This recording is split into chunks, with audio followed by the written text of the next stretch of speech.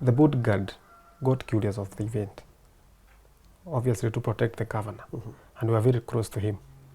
I don't know, he panicked or whatever happened, and he got his gun. I never understood how he could point the gun directly to me. He didn't shoot in the air? He didn't shoot in the air. He shot directly to me, directly. And of course, we are at close range. We are just next to each other. So in that event, I was shot 2 bullets. 2 bullets? Drive bullets, right into my right leg hip. So I was even fired. When you were in the hospital? Yes, when I was in the hospital. I'm still in Warui, born and raised in Nyandarua, or Chorodok, a place called Silbet Boyman. Do you have a family? How is your family like? I have a wife and 2 children. Okay. Yes. Hapa ni wapi? I have been hosted in Nairobi to follow up on my justice and some compensation over my injury to the place I was working in Garissa. Okay. Yes. We'd get to hear how it happened and how everything came about to this point. Yes. Tell us your story. How did you get to Garissa? How was it there? So after high school and college, I traveled all the way to Garissa for some green pastures and find some business and opportunities. So when I reached Garissa, I was working as in a shop as a sales in electronics. But in between, I was an electronics technician. That is on 2014, heading to 2015, after the devolution. So when I was working at that workshop, there was some, I could even get some jobs from I was hired for sounds as a technician. So in that process, I engaged and get exposed to the county government and found somebody by the name Yusuf Koro, who was the director of Governor's Press Service on an event that was hosted in Masarani sub-county, Ichara, where governor was attending. So I was on private basis with a sound system, and they found my sound was very clean and clear, rather than theirs, which could even fall off and break down. So they were interested in my expertise in sounds. So we exchanged numbers. Then after long, they called me to the office because they were hiring a sound technician. So that is how I got exposed to the county government of Garissa. Okay. Yeah. And you got hired as a sound technician? Yes, later. Okay. Yes. And then you started work. How was it? How was the experience working with... About that time, devolution was a new concept. Yes. It was taking root across the country. Sure. How was it working for the county government? And I want you to tell me, why do people pride themselves in working for the counties? Because everywhere you go, anafanya kazi county. He works at the county. Why is it so? But how was your experience? My experience was so good. I was excited just to be involved in the county government. By then, it was a very good experience. There's also adventures, traveling from one sub-county to the other. You have exposure with new people. Me being a Nyandarua person, being northeastern, was also a good experience. Traveling, seeing the desert, some camels. I was not involved in that. You know, in our Nyandarua county, we just have sheep and cows there. And potatoes. And potatoes, of course. So in Garissa, it's a good place. And there are also that extreme temperatures. And exposing to another tribe was a good experience. Another culture. Yes. Also Garissa County and northeastern is a more multi-tribal place. It's almost every tribe is there. Yes. People go there for adventures, also go there for business. It's a good place anyway. Okay. Yes. So why is it that people pride themselves in working for county governments other than other sectors in the interior of Kenya? You know, it's just like the new business in town. Later on, we had something like Bitcoin. People are very curious to know what is this. So about county government, only that people are very curious to be there. Nothing more, nothing less. It's just any other business or any other involvement as a public servant. Yes. Only that it is you're exposed one-on-one with the higher end officials. Yes. Okay, so now you are at this county government. Your expertise has brought you before kings. Yes. Tell us about that experience for you personally, and especially, you know, offering your expertise to the government. Before I got hired, I was working in a workshop. So my expertise was sound engineering.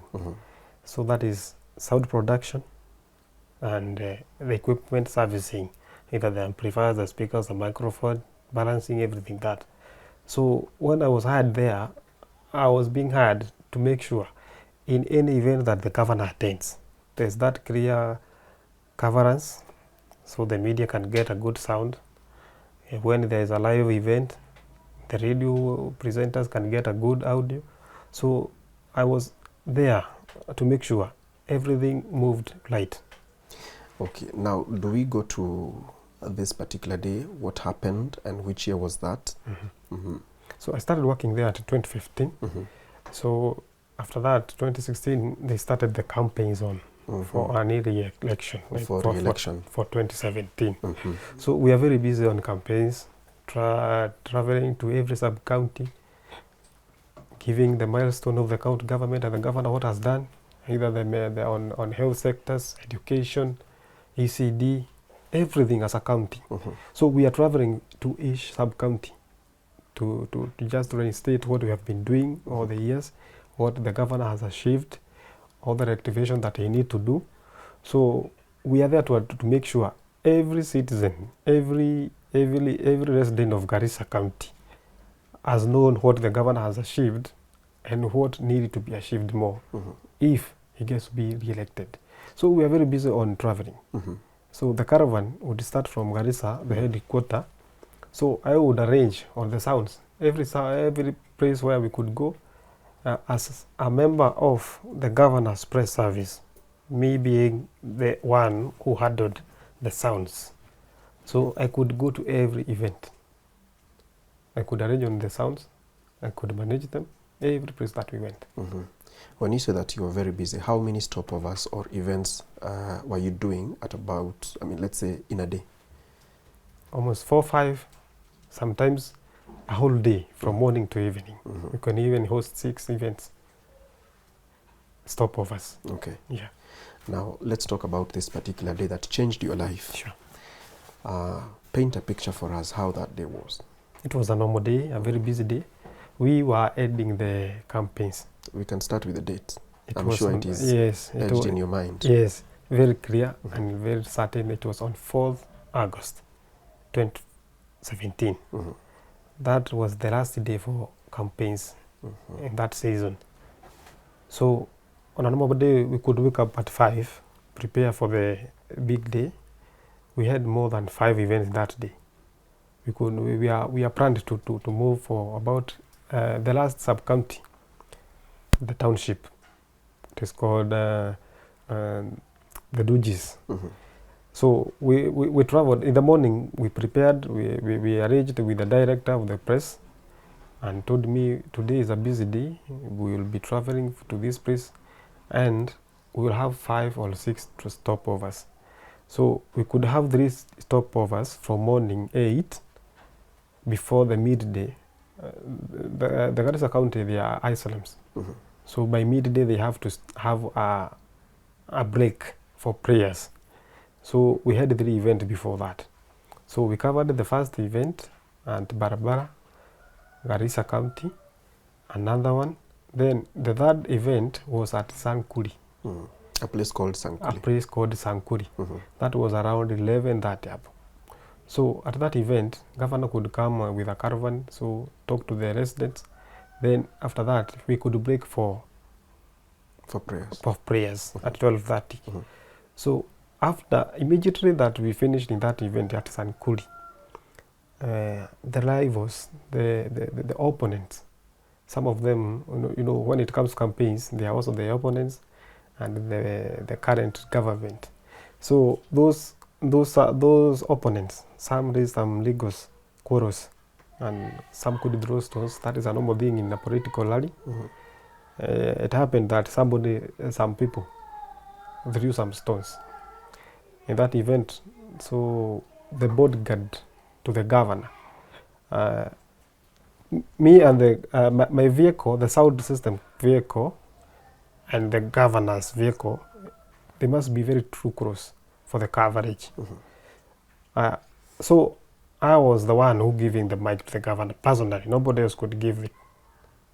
So at that event, after he had addressed the resident, I had to pick the mic from him to preserve it for the next event. Yes. So in that event, when the stones started thrown, the bodyguard got curious of the event, obviously to protect the governor, and we were very close to him.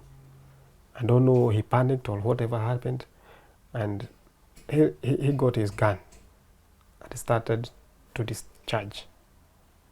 He discharged. He shot. To my thinking, he was to scare the residents.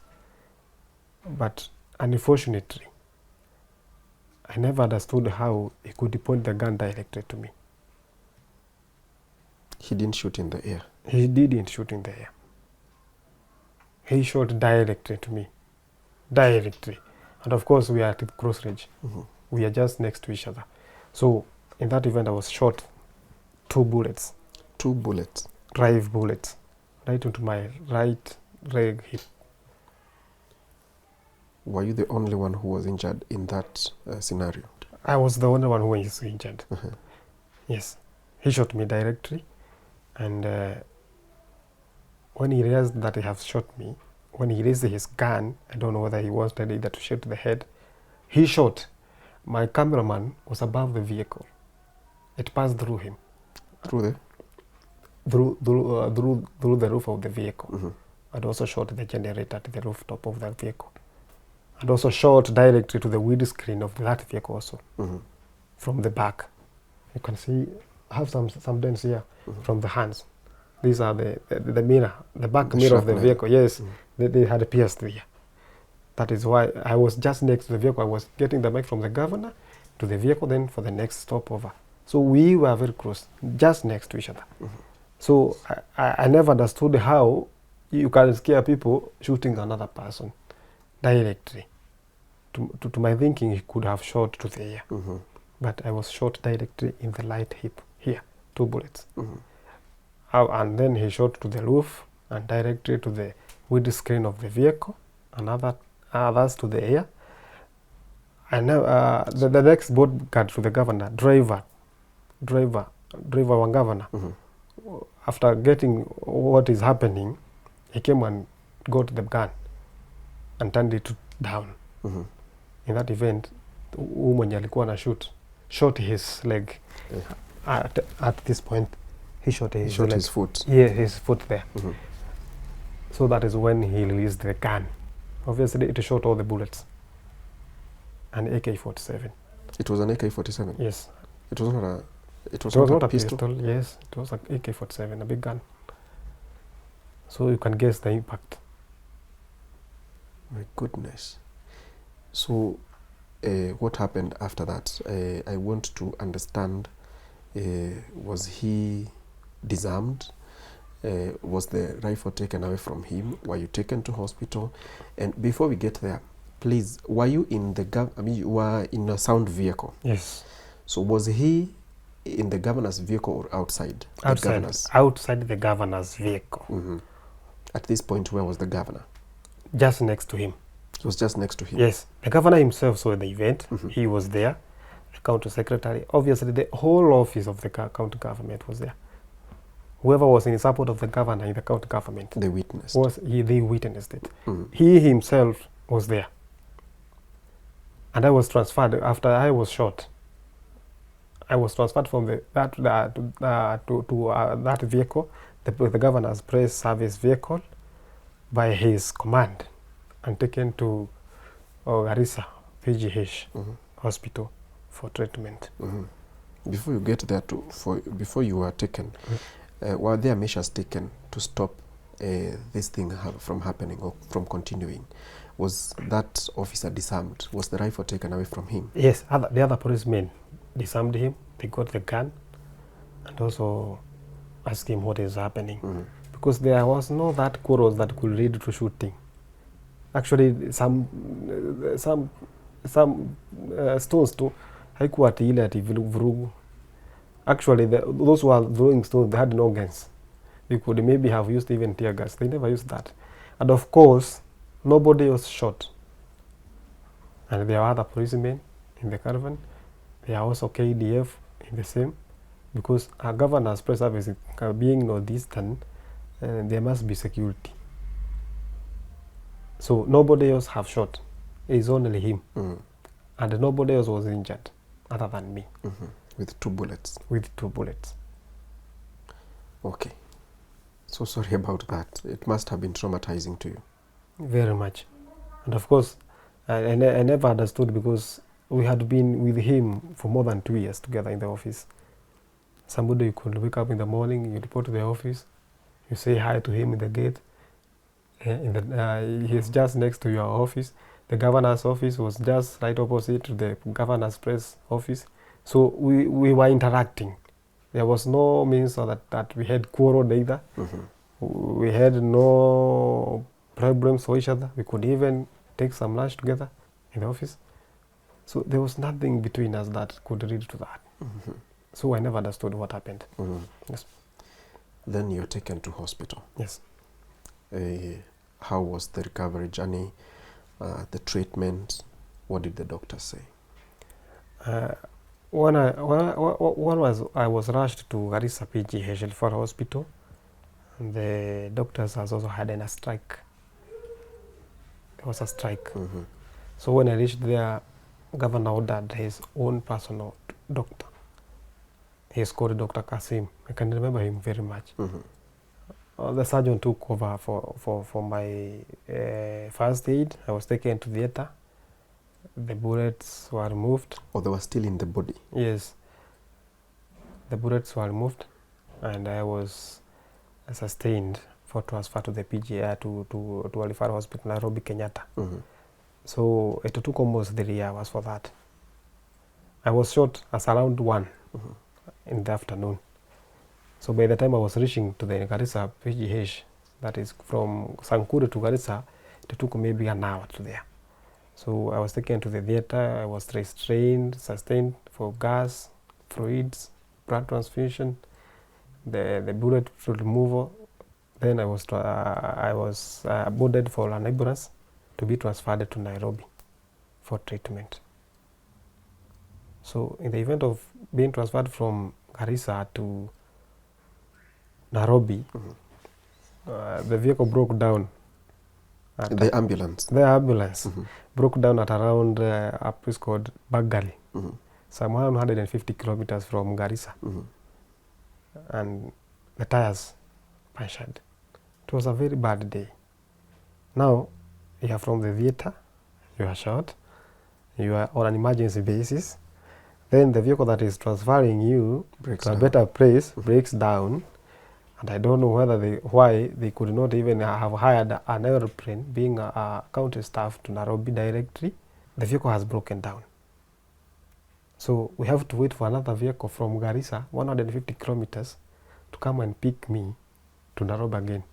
We spent about another 2 hours for another vehicle to come. You know, time is running. The gas got exhausted also, the oxygen. So by the time we are reaching Mwingi, it was done. So again, when we reached the Mwingi after I was transferred to another vehicle, they had to look for another oxygen cylinder to continue with the journey. So whoever, my friends who are in the vehicle and the nurses, they were using manual ways to just make me breathe. It was very weird. And by the time I reached Nairobi, the doctor's strike was countrywide. So I reached Nairobi at Friday morning now. It was Thursday. I reached there at Friday. So by the time I reached Kenyatta National Hospital, having that strike countrywide, there was congestion of patients in the casualty and emergency. So there was no space for me. So I stayed in the casualty from Friday, Saturday until Sunday. 3 days. 3 days in the casualty. Nobody was attending to you. There was no space for me. And that is the only way I can be admitted to the Kenyatta Hospital. You must pass through the casualty, either to the HDU or the ICU. Then you are transferred to the wards for treatments. In that event, because there was no a bed to be admitted in, there was a patient where I was next to me. So I'm on a stretcher bed. Then there is this bed that had the equipment, the medical equipment that to control you on either blood, heartbeats and everything. The vitals. The vitals. So there was already next to me there on that bed. She was very, very sick. Actually, she died. And that is the only way I got the bed. What? Yes. You know, God can use any way. She died and I got the bed.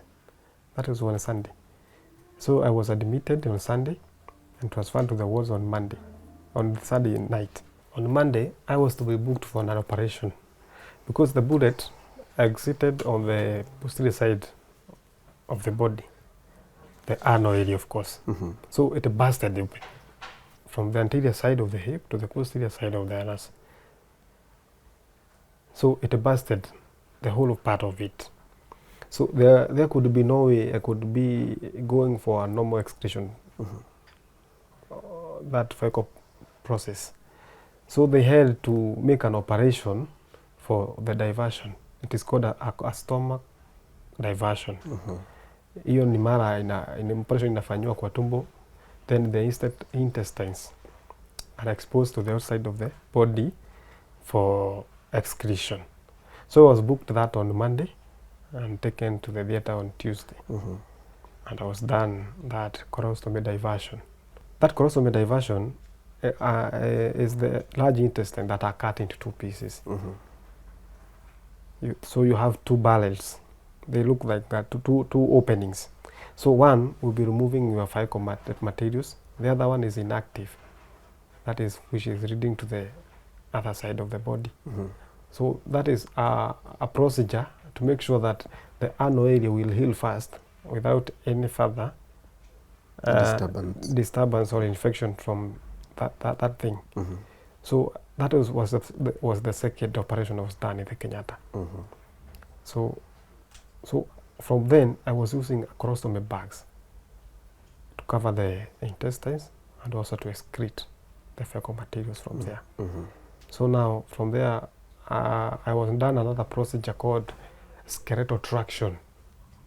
Now having a bullet wound and also an operation wound in the stomach, I cannot be operated again to be fixed an implant with the re-operation now.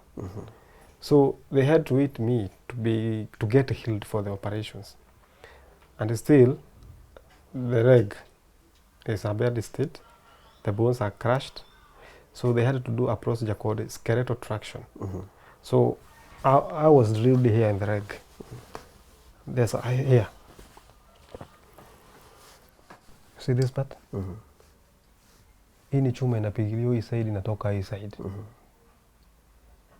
Then they add some weight to pull the leg. So where the bones have crushed like this, so they stretch to align them. So they applied a 12 kg stone to pull the leg. So in that event, it was so excessive. The traction procedurally, it should stay there for maybe 6 weeks, latest. 6 weeks. And the situation I was in, it was more than that.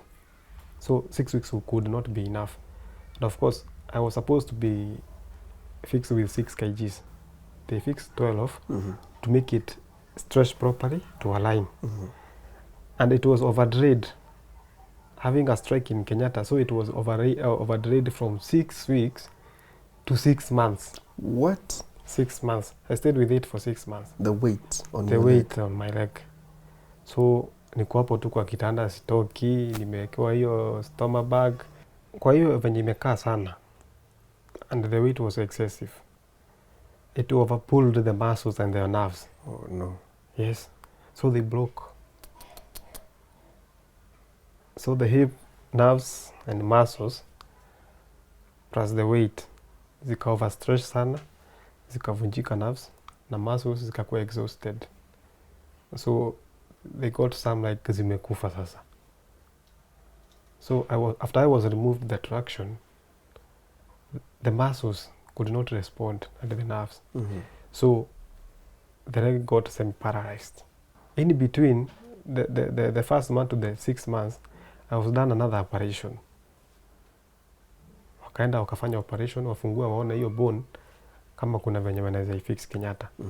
So hawakuwa wanafanya operation waweke chuma. They were just wanted to expose how it is. Waona kama wataifanyia Kenyatta. So venye operation ilifanyika, they found that they cannot do it at that time. So they had to close and take me back to the wards to recover, waiting for another procedure to be done or whatever they will do. So I stayed in Kenyatta for almost a year with no help. So at that time, how was your employer helping you, the county government of Garissa? So when I was in that, remember, I was shot in 4th. The elections were to be done on 8th. The elections were done. Hiyo vurugu ilifanya mpaka yeye mwenyewe aanguke. Hiyo wakati. So the governor was not re-elected. So by the time I'm struggling myself in the hospital, he is also in the offices for in the court for petitions. So hatupatani. So I was even fired. When you were in the hospital? Yes, when I was in the hospital, the governor who got elected, he could not respond to me at that time. Sababu hakuwa ananijua. And I came to realize the times I was employed at were not permanent. They had employed me on probation. So whoever could join their office, anakutoa tu. You have no good terms in that. And I also noticed I was not insured by the county government. So hata wakati niko hospitali is all about you and your bills. Remember the governor is petitioning to clarify him kama yeye aliwin ama aliimbiwa ama ilifanyika nini. So hakuwa ananisimamia. They were also all about me and my family. And you were fired while on a hospital bed? Yes. Saa hiyo niko tu kwa kitanda tu. So nikastay Kenyatta sana until sasa tumefika mpaka 2018.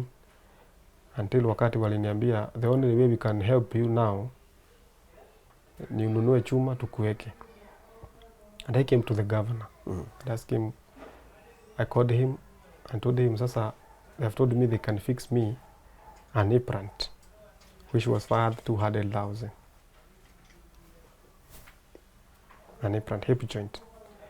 But for Kenyatta Hospital walikuwa wananiambia ninunue chuma kwa sababu already have been exhausted on the bills. So they are very sure sitaweza kununua chuma. So it was an excuse for me ndio nitoka hospitali until wakati nitapata pesa ninunue chuma, I'll be back for the operation. By then I was done for operation wakati hiyo. By the time nilikuwa natoka Kenyatta, they have done 4 operations. They were just trying to look out forward what procedure they can use to fix that. The bone was totally fractured and tattered. The 2 bullets ikavunja the neck of the femur, hii mfupa yenye imeingia kwa pelvic, the socket and the ball. All of them were crushed. So hata wenyewe walikuwa na shida how they will fix the implant. So it happened venye tu Mungu anisaidia ikapata hiyo pesa ya kununua hiyo chuma. Governor assisted in buying that. Just a bit of it. Na after that, venye walipata chuma nimenunua, they just discharged me from the hospital. So it was just an excuse, ninunue chuma, then I get discharged from the hospital. So haukuwekwa chuma? Sikuwekwa chuma. Uliacha huko? Venye tu nilinunua chuma nikapea receipt, they gave me a discharge. So it was like a way to recover the bills? No, it was just an excuse kwa sababu wamekosa namna ya kunitibu huko Kenyatta. So they are trying me to ninunue chuma nishindwe kununua ndio nikuwe discharged. So where is the implant? The implant, blipa hata mimi sikuwa nimeona. Ilikuwa tu tumelipa tu kwa dira. So hiyo mnapatananga nayo kwa theater. So wewe unalipanga tu pesa, then you are scheduled for an operation, then inaletwa huko kwa theater. Kwa sababu it is a delicate thing, so it cannot be exposed every day. So mnapatananga nayo kwa theater. The same day you are getting operated. So they never booked me for an operation to be fixed that. So what they told me, so you just wait, you go get healed. When the infection is healed, then you will come and book for an operation. So mimi nikatoka Kenyatta, nikaenda nyumbani. By then hata sikuweza kuketi. Nilikuwa nakaa tu nimelala straight kwa sababu hii mfupa imeshikana and still the mguu iko semi paralyzed, hii pande ya chini. Cannot even sit, cannot walk. Yeah, right. Hii mguu ni ya right tu imecrashwa. The other hata hii mguu ingine ilikuwa tu semi paralyzed. It was not working. So singeketi. And also I had a lot of pain. And still I have the bag on my side. So I cannot even sleep on the side or other side. Niko tu hivi nimeona tu niangalia juu. So I was transferred to home, my home village, Boyman, by means of an ambulance. So nimefika nyumbani. Now I don't have the bags. The main problem now are the bags. Colostomy bags. Colostomy bags. They are very expensive. I could use a piece or two per day. A piece goes for 700 daily. I have been using colostomy bags from 2017 until last year, July. 7 years. I have used a colostomy bag for 7 years. So you can estimate the cost for that. Every day you can use a 1 or 2, depending how your stomach will run. And you cannot control it. So after that, nimefika nyumbani. I've not been treated. So all I was looking for is a better medication. So I could go try for medicine at Nyahururu PGH. Wao wanaenda huko nakataliwa. I went to North Kinangop. They had no option. I had to Pine Hospital, Nakuru, no option for that. St. Benedict Nyahururu, Catholic Hospital. They couldn't help. Then I went to Kijaben, AIC. When I reached there, I told them I have a colostomy bag and also have a hip fracture which needed to be fixed. When they accessed me, they scheduled for a CT scan, MRI, X-rays, endoscopy, colonoscopy, barium enema. There are a lot of procedures. Hizo pictures unapigwa. Actually, they are all expensive. Nothing less than 20,000. So I was done all those. After they did their examination, they said the only thing they can also do is to do an operation and look how the bone itself, how it can be fixed.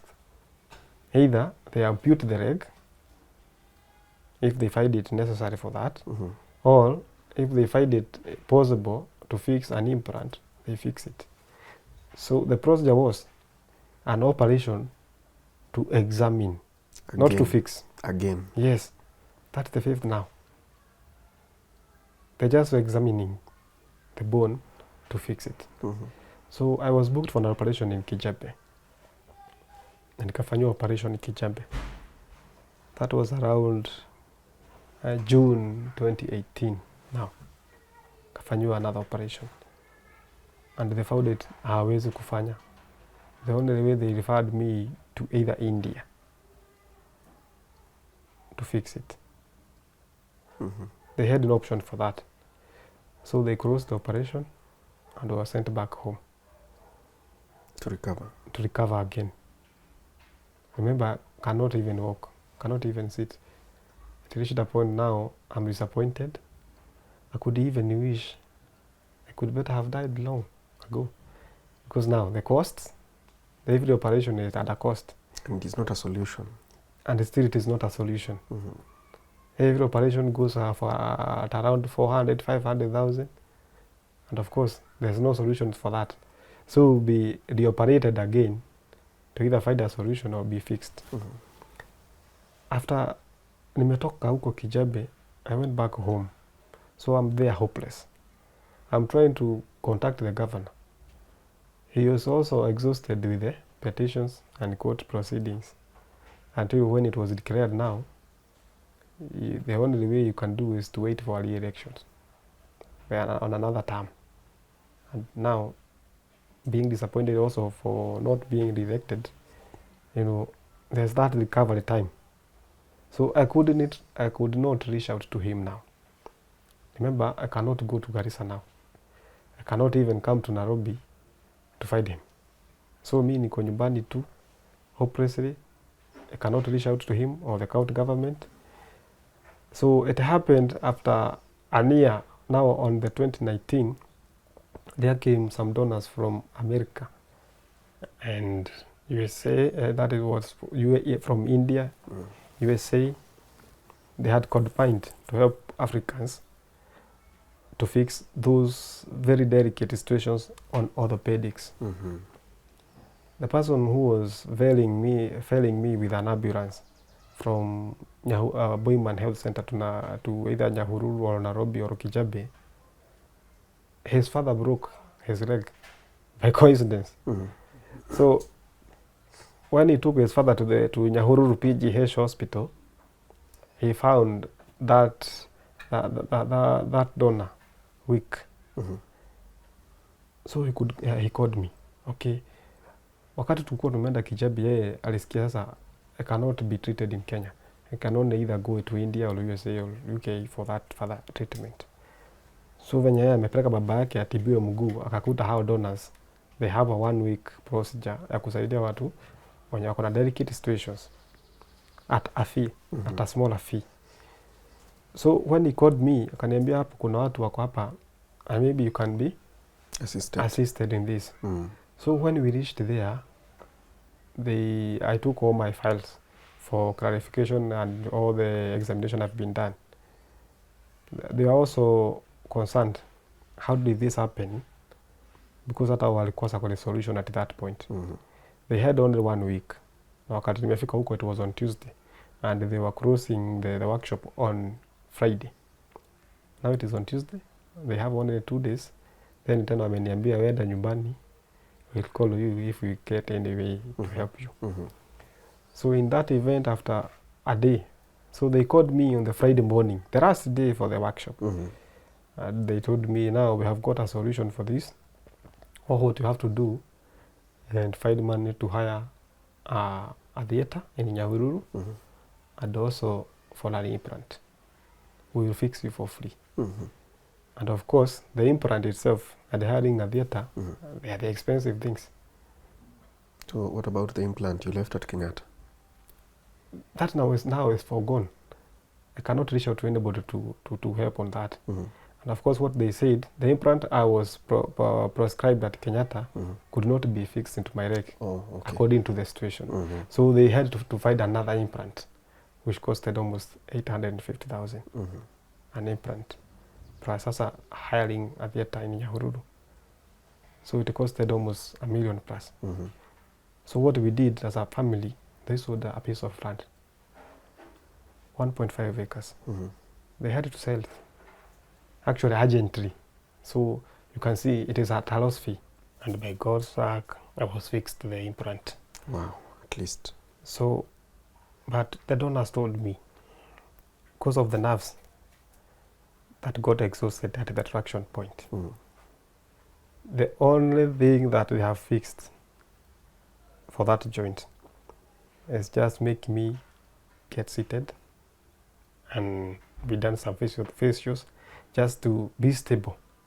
Not to walk on the leg, but just to get stable.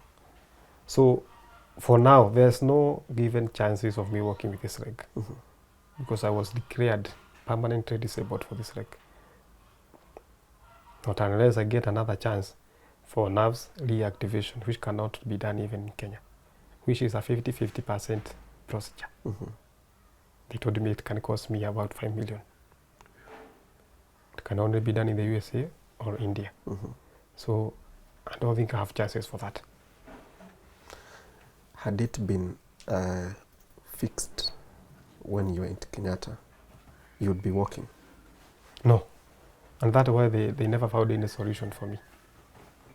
Them, they confirmed they cannot fix it. So they were just buying time for me. No, I'm asking, you see the reason that the nerves were disabled is because at the extraction point, they were disjointed after too much pulling. Yes, for too much time. So had that not happened, and then you meet these donors, you'd be walking today? Yes. Either way, if somebody responded to me before 3 months were done, I could be walking. So what it made for the nerves and the muscles to get exhausted to a point that to get permanently disabled is for the overdelayed period of treatment. The joint procedurally needed to be moving every time for it to be active. There's that theory of use and disuse. When a muscle gets too much long, not being used, it extends. It stops functioning. It dies. That is what happened.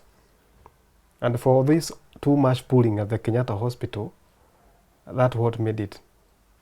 And the nerves discontinued. They fractured the nerves and the muscles. So be it I was treated in the right time, I could be walking. That is what the donor said. That traction stayed for too long and was pulled, and it was pulled for too much weight. It was double the weight? It was double the weight. For a very long time? For a long time. Actually, they said I needed to be operated for between 1 to 2 months from the incident. That was the right time. If it happened by that time, I could be walking freely. Now, I cannot even walk. There's no other means to restrain the nerves and to restart the muscles. Not unless I get 5 million for that. Yes. And that was last year? The operation. The leg operation was done in 2019. Oh, 2019. 2019, yes. So how has been the journey since 2019 to today? It has been so bad, frustrating to me. Having born normal, walking, having been raised well, then all of a sudden you have got a disability. You know, to say it frankly, it has changed my life completely. Completely. How so? One, I've got disabled. So I cannot do any function normally. I cannot walk. Even sitting right now, this is training. Within 30 minutes, I get exhausted. I need at least to relax the hip, because that implant, it has a lot of discomfort. When it gets cold, it gets cold. When it gets hot, it gets hot. So it moves with the situation and the environment. Number two, movement is a problem. It's a problem. Even to bathe is a problem. You know, you are restraining all your weight by one leg. You see? Number two, by the operation of the stomach, the colostomy, the diet is special. And when you have a special diet, it's actually expensive. Means of getting the same meals, means of getting resources, that is to work, is a problem. And also, the colostomy that was diverted needed to be joined within 1 year. Now, it has overstayed for 7 years. It developed complication. I could get infections within every 2 months. I could use more than 20,000 to buy the medicine to rectify that. The bags, kuipata, is a problem itself. A piece goes for 700. You can imagine, mtu hayuko kazi with maybe a salary of 10,000.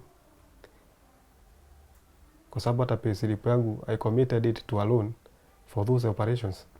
So the only sharing I can get from my pay slip is 10,000. So you can imagine 700 for a month, again is 7,000, again is 10,000 for a salary, having no other business doing, covering a loan of more than 2 million in a bank. I was even auctioned. At Garissa? At home. I was auctioned my properties because I could not afford to pay it. And of course I could choose to be treated rather than having a property. So I got to a point I got so depressed. Now everything is gone. I don't have a car. All your belonging has gone. You don't have a salary. You don't have a business. You're also sick. You cannot go to any work.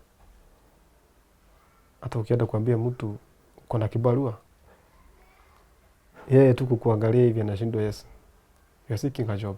How will you do it? What will be your performance? What output will I get from you? The colostomy bag also affected my social life. The bags could leak. You know, the excision process, when you are on a normal way, you can control it. And you can schedule maybe for an hour, I'll be visiting the washrooms. But for this, immediately it is processed, it is released. So when you are traveling is a problem. You can even use 3 bags in a day. Sometimes you have a discomfort from the stomach. You are diarrheaing. You can use even 5. You are not earning. What do? You either sell a parcel of land, you order for the bags, for the medicines. So my social life has been a problem for 7 years. I was done the last operation last year, May 24th at Kijabe Mission Hospital, colostomy reversal. And before I was done that, by 2022, the election part, I visited the Garissa County to see the governor, to seek for some support. He was re-elected? He was re-elected. Even before the election, I visited him to his home. And he told me, just wait. I will be re-elected. And if it happens, I will be at your refuge. His promise from the mouth, at his home. And by God's luck, he got re-elected. So I was very certain now, my refuge, my support has come. To either get a good salary or maybe be compensated, because I got the injury in the line of duty. In his knowledge, in his presence and sight, the then county secretary is the current county secretary. The then governor is now the governor. And also the statement was recorded. So it was officially initiated that I got an injury in the line of duty doing what was purposed for me. So I was very certain that when he gets re-elected, I will be maybe salvaged from the debts, from the ruins, and also from the trauma of the incident. And also, on the 2022, I was being scheduled for colostomy reversal procedure. An operation by then was walikuwa wameniambia watanifanyia na 450,000. That was 2022. It was to be done for 450,000 colostomy reversal at Kijabe Hospital. But after it was overlaid, the cost of obviously to the current situation of economic, everything is rising the cost. It raised to 600. So the colostomy reversal was done on May, costed 600,000 last year. And the surgeon also claimed that having overlaid, it was to be done 1 year from diversion. So all the treatment, the hip joint, everything was to be done within a year. But it has delayed for 7 years. Yes. So everything led to complications. I could even converse for the medicines I've been using. Yes, have depression. I don't even want to see anybody. I have even developed that hatred to the police officers, for people. Because sometimes you could come to me and ask me, what problem do you have? And I feel like you're just adding more trauma to me to know my problems, and of course it will not help. Because when you come and ask me, what is your problem? Okay, my problem is 1 million, I need an operation urgently. Will you help? So you'd feel like you don't want interactions with people. Yes, I never wanted to interact. It even became so. I tried it. I failed. Because I would rather wish to be dead than to continue suffering, seeing my family suffer, my wife and children, of course, my siblings, my parents have sold their properties for me, my brothers have committed themselves for me. So we have suffered as a whole family. Now you can guess, you yourself, having been working to help your family, now you have got an accident and got a permanent injury in the line of duty. Now you're even siphoning what you had before. You see that? At our home, we don't have that 12 pieces of land.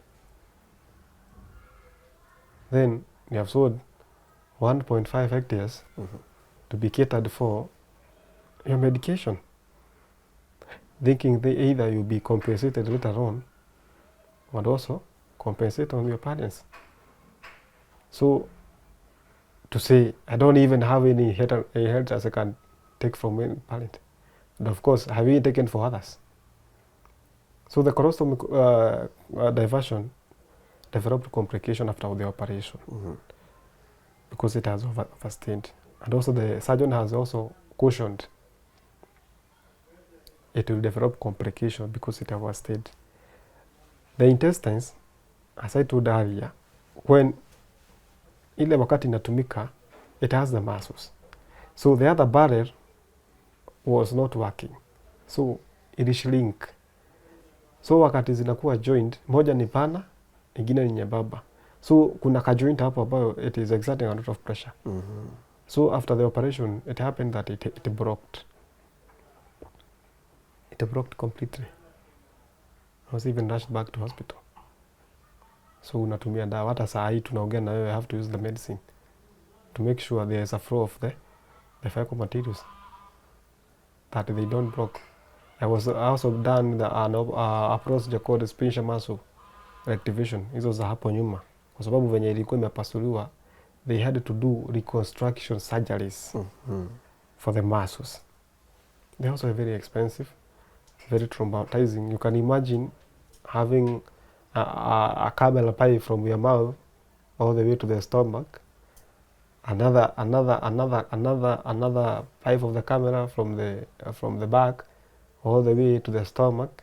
Those are procedures called endoscopy and colonoscopy. And also another procedure called barium enema. It's a fluid ambayo inawekwa kwa hizo intestines, just to check whether there are leakages. Na hiyo unafanyiwa ukiwa tu on. Wakati when you have done that, those procedures you cannot be numbed. So because they want to know whether the recorrection muscles they have done, they are working. So ndio hata saa ile umefanyiwa operation usikuwe na shida either ya kujiendea show and so all the procedures got successful. Only that they siphoned everything they are very much expensive for me. So hata saa hii tunaongea, I have a problem with the stomach, tumbo inakwama. After nimefanyiwa operation, it has not yet coped completely.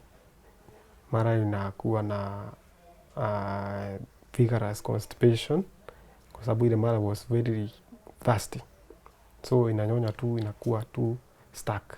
So I will live on medicine actually. So that is another thing that makes me so traumatized for that. And my normal functioning, body functioning, everything changed. Even socializing with people hata saa hii kwenda kwa watu, you see, when I walk on crashes, because I do walk on crashes, people noticed you from far. So it was also a risk for me. Mala crashes will break down. I've also been on a wheelchair. So I have even lost hope on life. Don't lose it yet. That's why we're here. Have you tried to go back to the county government now that you mentioned the governor is the same with during the time of the incident? Yes. The county secretary? Yes. I'm sure they know you. They Have you know tried me. to go back? They know me. I've been there to the offices. And last year they wrote me a letter on 2023, 16th March. I have that document. I visited the offices. I contacted with the director, governor's press service. He contacted the governor and the county secretary of my incident. And the governor told the director to write a letter to me to cater for that operation that was done last year, 450,000, and also to raise my job group for earning, and also to appoint me on permanent and pensionable basis. My pay slip is on probation, and also my salary is against a loan I took for the operations. So the only money I can get from the pay slip is 10,000, and I'm on probation. So I'm like a casual in that county government, having been working with the governor and also having got an injury, a permanent injury in the line of duty, which the governor himself know. So they wrote the letter themselves, an official document, to claim for compensation of that operation, to rectify on the employment basis to permanent and pensionable, and also to give me a job group which can cater for my expenses, because I will be on medicine forever now, because it developed a lot of complication to my body, and also cannot walk on my feet. I'll always be on crutches. And also they break it because I use them everyday basis. So in a month or two they break down. I have to buy another one. Yes. Okay. So what has been the impact or the result of that letter from the county government? It has not impacted into me. They have not responded to it. After I was written the letter, I took a copy myself in person and gave it on a hard copy to the county secretary. And they told me, yes, Poledu will attend on this. I took a piece of it to the governor himself. I have tried everything to the governor himself. And he said, yes, I look out on this. I have been trying to reach him from then on phone, on WhatsApp, on email, with no response. Even for a call, cannot get him. And also, what had happened later, the person who shot me, that bodyguard, he is now the head of governor's security. Oh, you don't say. Yes. He's earning big. He's stable. He's having all the prestige from the county government. He's the head of governor's security team. So anytime I try to reach out on him, I'm denied access. Obviously, he knows what I want. Right from the gate. So by the time I'm reaching at the door of the governor's office, I'm saying, okay, welcome, have a seat here. Then they exit the governor from the other door. By the time I'm noticing, they're down floor and they're gone. The time I tried to reach out on the governor, actually that day I even shed tears. Just imagine somebody who shot you is one denying access to your justice. The person you are denying justice, you are claiming or appealing for justice from, is the person ordering for your restriction. Mm-hmm. So you can guess the situation. The governor himself knows you. And by the nature of my walking style with the crashes, I'm very noticeable.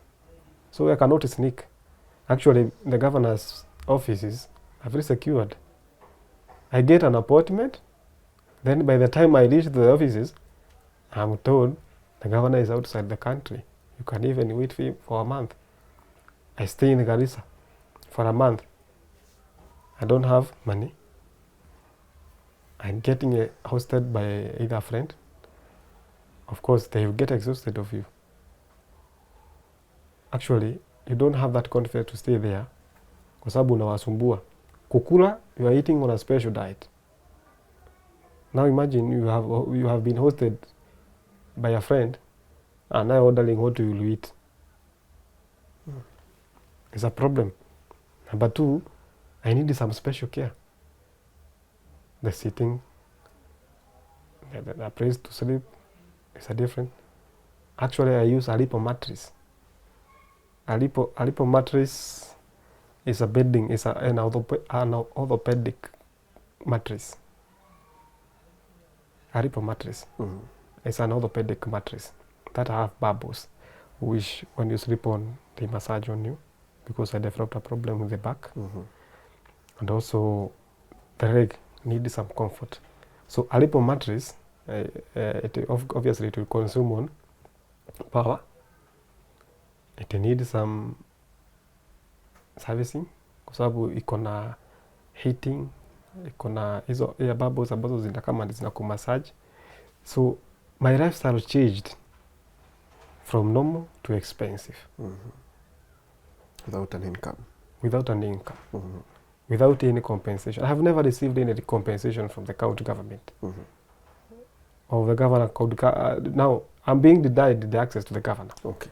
So the governor is willing to help you, but there is the denial of access to him. He is not willing, of course. Mm. Because if he is willing, I could have got help. Because I visited him myself. Mm-hmm. And he actually know my situation. And by the time he gave the promise, we were with him personally. I have a photo with him in his home.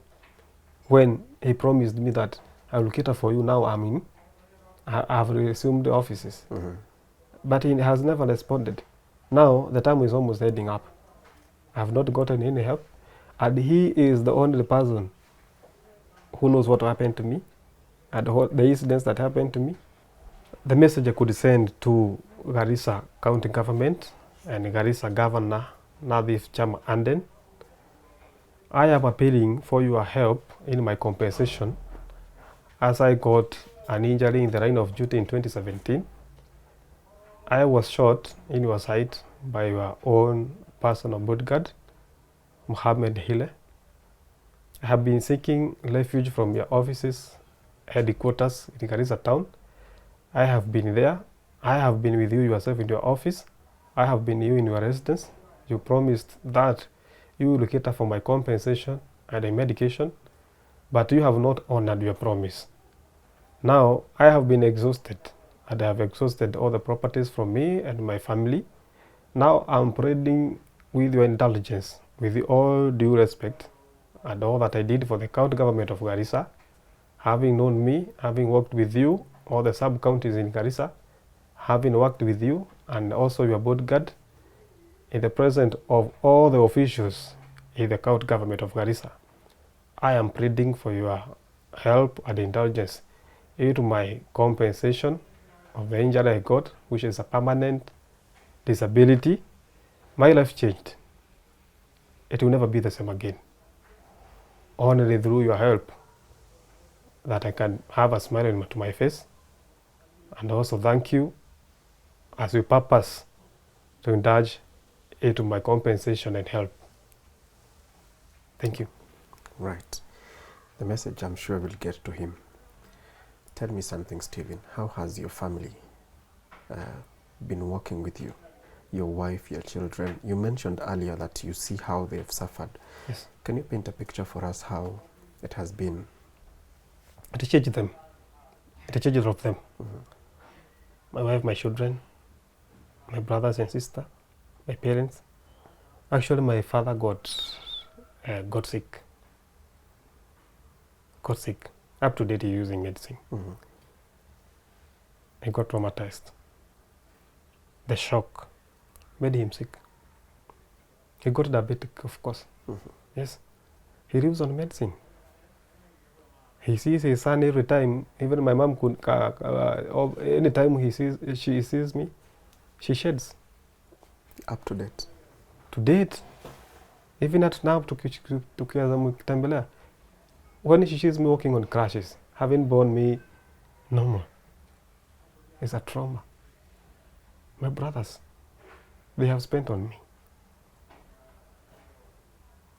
We have sold everything in our home. Actually, some of my siblings who are behind me, they have not reached the university because of me. Mm-hmm. Yes. Just because the only sharing we could get goes to your medication. How about your wife and children, your 2 children? they're not working. She must be there for me, for my care. So no way she could be working. She's there to prepare a special diet for me, to get up for my special needs. I got special, of course. So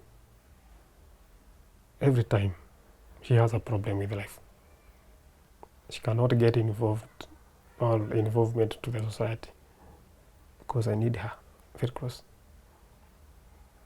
She lives a special life also, just because her husband got the situation, and I need, anytime I need her, any minute I need a person next to me. Most of the things cannot do now for myself. I need an assistance. So of course, that bothers everybody around me, Mm-hmm. even when I'm with friends. But she is an angel. Sure. She's sitting by your side all the time. All right. Mm-hmm. So I'm also grateful for everybody who has been in my support, who has even given me any lead to the hospitals, who has ever helped me to get the colostomy bags and also the crutches I'm using now. Also, I've been in wheelchairs. So all of my life now has changed. Mm-hmm. And everybody around me, when anybody sees me, I see that person sympathize with me. Because whoever knew me before and now is a completely different person. Mm-hmm. And of course, I need assistance each and every place I do. Mm-hmm. Even when it comes in a family setup, when it comes maybe to your lifestyle, your feeding, your sitting posture, your sleeping posture, the toilet, of course, everything. Even when you change your residence, you have to change almost everything in that residence to cater for your needs. So it got so expensive for me. Okay. It is actually easy even now. Mm-hmm. So may the government indulge into this. Mm-hmm. Talking of it being expensive, could you estimate the amount of money that you spent? On the medication and everything, Mm-hmm. not less than 80 million. 8 million. Not less than. Not less than that. Mm-hmm. Yes. Okay. Having sold all those parcels, having done some harambis with the society, Mm-hmm. having been auctioned, not less than 8 million. Okay. So currently, what are the immediate needs before you get to the governor, before probably they may reach out to you? And by the way, this is not an interview to paint them in bad picture. It's you crying for help. Yes. And appealing for help. Yes. So they should not take it negatively. Yes. It's only that there's a bottleneck somewhere that you're not getting justice, what you deserve. Yes. So what are the immediate needs that maybe a person who is watching may stand with you? The immediate needs that I have right now is my means of maybe a lifestyle, having a stable business, having a means to cater for my special needs, either assistive devices, medication, and also a residence. Mm-hmm. Yes. You're an expert in sound. Yes. So there's something that you can do even when you're seated. Yes, when I'm seated, I can do anything. Mm-hmm. Actually, I'm an electronics technician. Mm-hmm. So anybody out there who can need an expert in either servicing, electronics, maybe sound production, I can do that. Right. I can do that. Please give out your number for them to reach out to you. Thank you, Intelligence. I'm Stephen Warui. My number is 0742 032 255. 0742 032 255.